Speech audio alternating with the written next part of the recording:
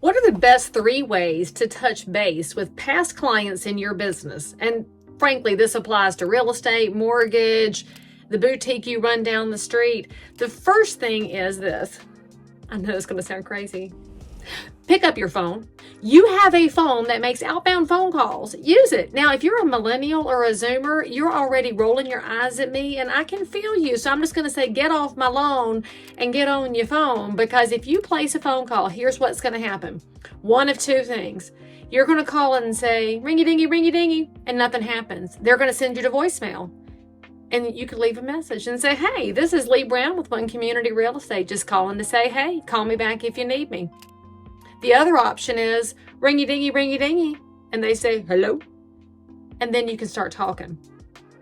I don't understand call reluctance. I really don't. Are you afraid that people are going to cuss you out and scream at you and be ugly to you? Most people are not. Most people are awesome. The people that make you think there's ugliness in the world, they're primarily over on X. And you're not phone calling people on X. You're phone calling past clients. So I want you to get over your own fear and just say hi.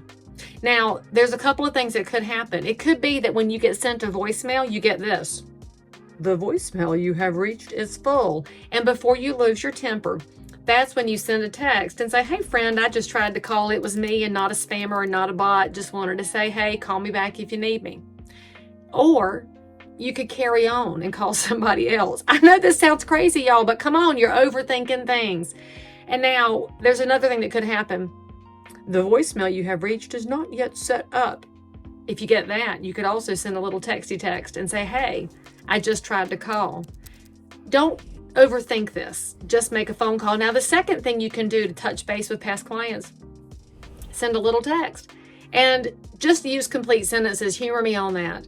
Use punctuation and proper capitalization. It'll make you seem like an actual professional, and it will help you stand out from bots and spammers who tend to have a terrible grasp on the English language.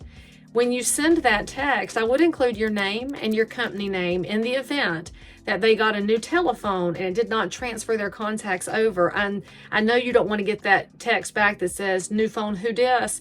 That hurts my feelings all the time. And I feel certain it's because people have changed their phone providers. That's all I can guess.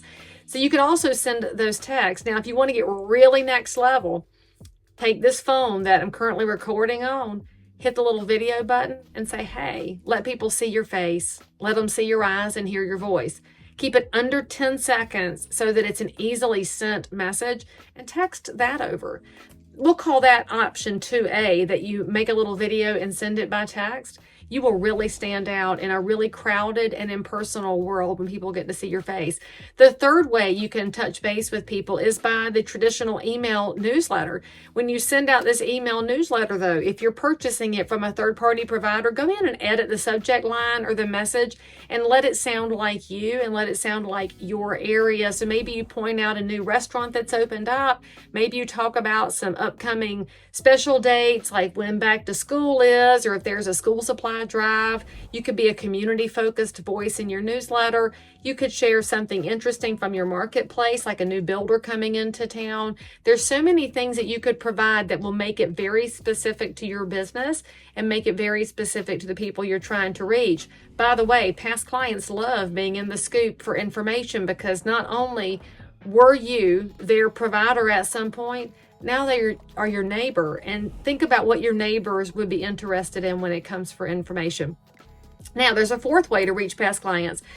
You could send them mail, send a personal note. I know that's even crazier. Now, the cost of postage has gone up. This is going to cost you a nickel more than it did last month.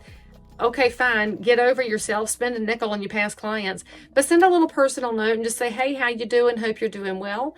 Maybe you could send them an article from the newspaper. And now I know I'm an old person, but I love taking the newspaper. And in fact, I know somebody who watches my videos, and she's going to comment right now, because when her son appeared in the paper, I am the old person who clipped it and sent it to her in the mail. And she was so tickled because all of her friends take the online version. But her favorite realtor takes the actual tangible newspaper. And what a way to stand out, y'all. Your past clients want to hear from you. They chose you for a reason. No matter what your business model is, you were chosen at some point. So it's never a bad idea to go back and reiterate why you were chosen in the first place. And most importantly, let people know that you remember them. Now that I've said all of this, I think I have some phone calls to make.